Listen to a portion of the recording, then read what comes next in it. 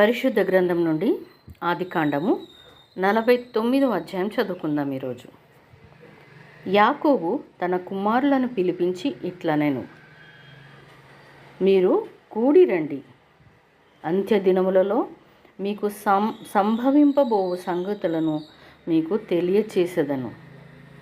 యాకోబు కుమారులారా, కూడి వచ్చి ఆలకించుడి, మీ తండ్రి అయిన ఇజ్రాయిలు మాట వినుడి.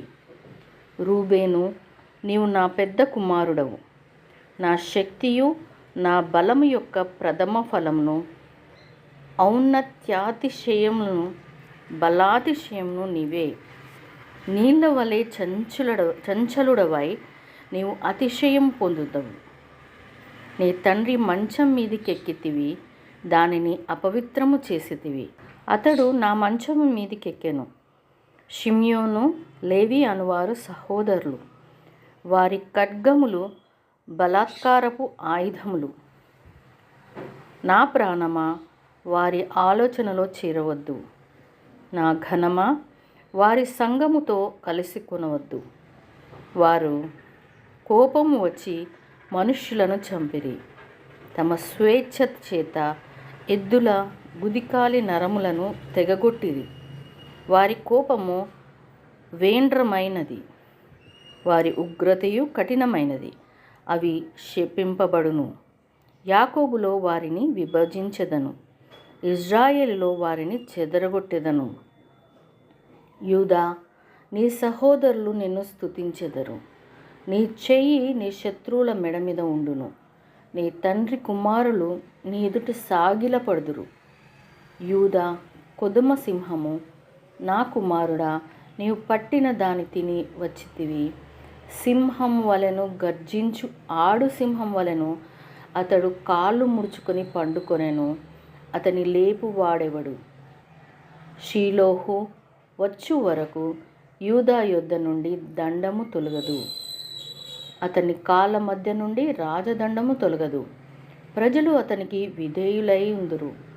ద్రాక్షావల్లికి తన గాడిదను, ఉత్తమ ద్రాక్షావల్లికి తన గాడిద పిల్లను కట్టి, ద్రాక్షారసంలో తన బట్టలను, ద్రాక్షల రక్తంలో తన వస్త్రమును ఉదుకును. అతని కన్నులు ద్రాక్షారసం చేత ఎర్రగాను, అతని పళ్ళు పాల చేత తెల్లగాను ఉండును. జెబులూను సముద్రపు రేవున నివసించును. అతడు ఓడలకు రేవుగా ఉండును. అతని పొలిమేర సీదోను వరకు ఉండును. ఇశ్శాఖారు 2 దొడ్ల మధ్యను పడుకొని ఉన్న బలమైన గార్ధపము. అతడు విశ్రాంతి మంచిదొకటియు, ఆ భూమి రమ్యమైనదొకటియు చూచెను గనక అతడు మోయుటకు భుజము వంచుకొని వెట్టి చేయు దాసుడగును. దాను ఇజ్రాయేలు గోత్రికుల వలె తన ప్రజలకు న్యాయం తీర్చును. దాను త్రోవలో సర్పము గాని, దారిలో కట్లపామును గాని ఉండును. అది గుర్రపు మడిమెలు కరచును. అందువలన ఎక్కువవాడు వెనుకకు పడును. యెహోవా నీ రక్షణ కొరకు కనిపెట్టి ఉన్నాడు.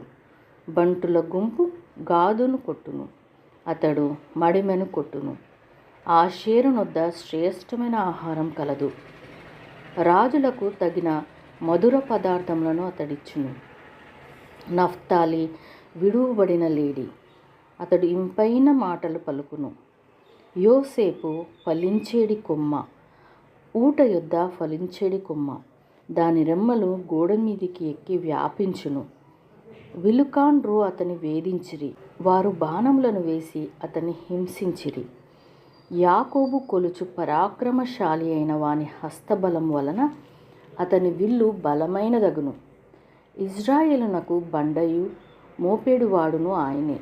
నీకు సహాయం చేయు నీ తండ్రి దేవుని వలనను, పైనుండి మింటి దీవెనలతోనూ, క్రింద దాగియున్న అగాధ జలముల దీవెనలతోనూ, స్తనముల దీవెనలతోనూ, గర్భముల దీవెనలతోనూ, నిన్ను దీవించు సర్వశక్తుని దీవెనల వలన అతని బాహుబలము దిట్టపరచబడును. నీ తండ్రి దీవెనలు నా పూర్వీకుల దీవెనలపైని చిరకాల పర్వతముల కంటే హెచ్చుగా ప్రబలమగును.